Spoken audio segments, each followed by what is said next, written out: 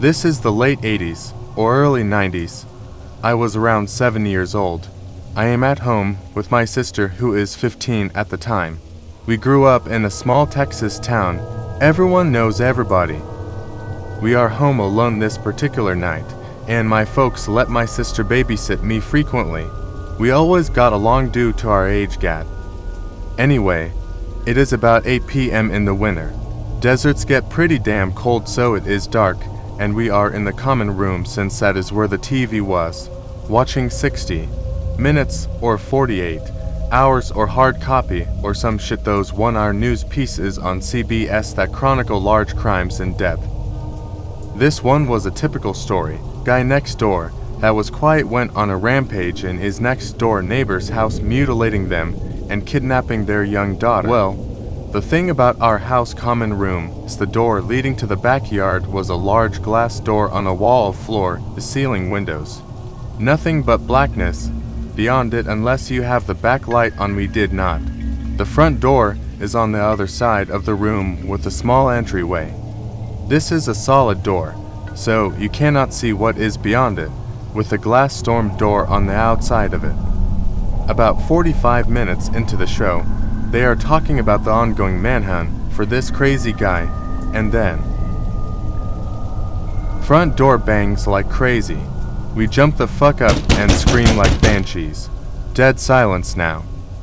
The only lights on in the house are the kitchen down the hall from the common room we were in and the light from the TV. We start thinking something on the porch. We had some planters and a rocking chair out there had simply blown against the door. This was West Texas. Crazy strong winds out that way. Well, a minute or two of silence and us holding each other post-adrenaline overdose passes. Just when we are about to declare everything safe, we hear the storm door on the outside of our front door close. Fuck. Someone had to have opened that door to be able to bang on the front door like that. We are both frozen in the middle of the room on the floor where we had been watching TV. My sister crawls over to the TV and turns it off. It was an old TV, so you had to turn that metal dial to switch it off, which it does with a mildly loud thud. Now it is just us in a room dimly lit by the kitchen light down the hall.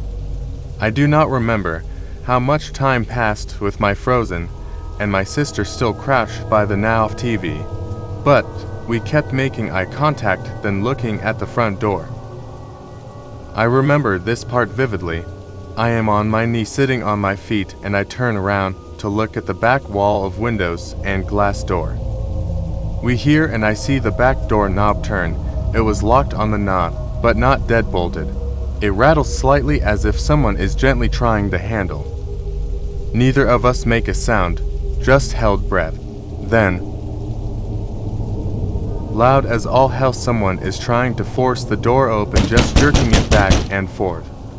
The whole wall of windows is vibrating violently, and I can see with each jerk of the door how my slight reflection gets fuzzy, then clear, then fuzzy. My sister flips her shit and screams bloody murder. I am still frozen on the floor.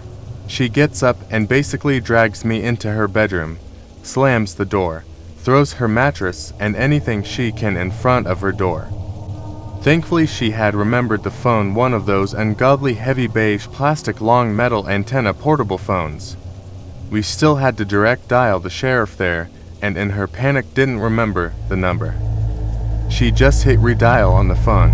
It was one of her friends, and she tells them in broken gasps that someone is trying to get into our house and needs to get there right fucking now. The profanity sticks out here more than anything else. Who knows, young brain? I am curled up on the floor and cannot stop shaking. We don't hear anything else until we see the headlights of my sister's friend and her parents driving up to the house.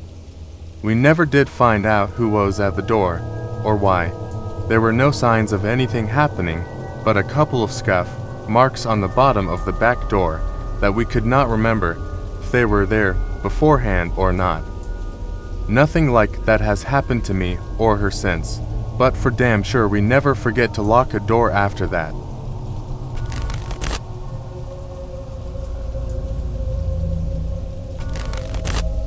So, I don't know if this is exactly scary, but they really freaks me out, so here I go.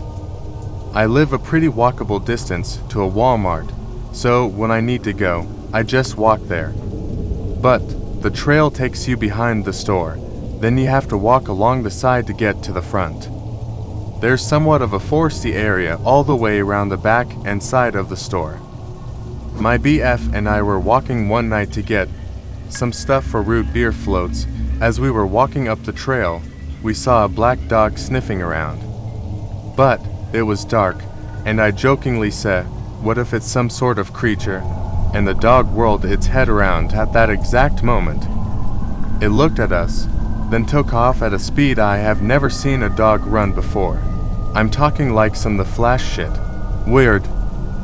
So then a couple months later, my neighbor tells me she and her son had seen a creepy black dog roaming around a back of Walmart. Okay, couldn't be the same one, right? Just a coincidence. But then she tells me that when it spotted them, it took off at the speed of light. Then my BF comes home in somewhat of a panic a few weeks later and says he saw the fucking dog again. It's just weird. It's not black like a dog would naturally be. It's black in the way an absence of light would be. It is the best way I can describe it. Like a void of nothingness that's dog-shaped.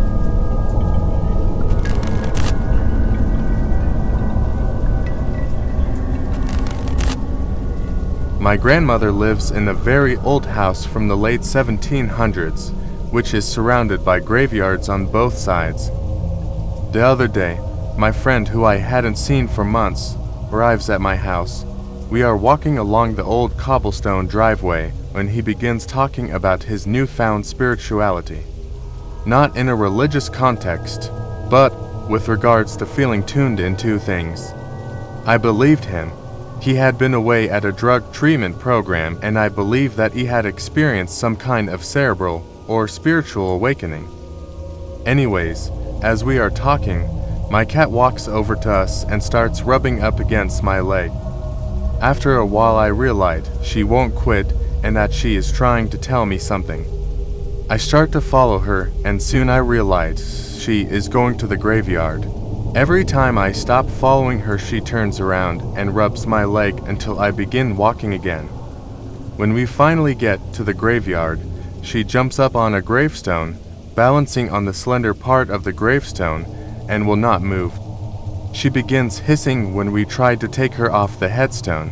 We realized that the grave was someone who had lived and died in our house. My friend took this picture of the cat on the gravestone. To our shock, my cat didn't appear on the picture, but instead there was some sort of fog over the place, and when we looked up, my cat wasn't there. We never found her anywhere after that.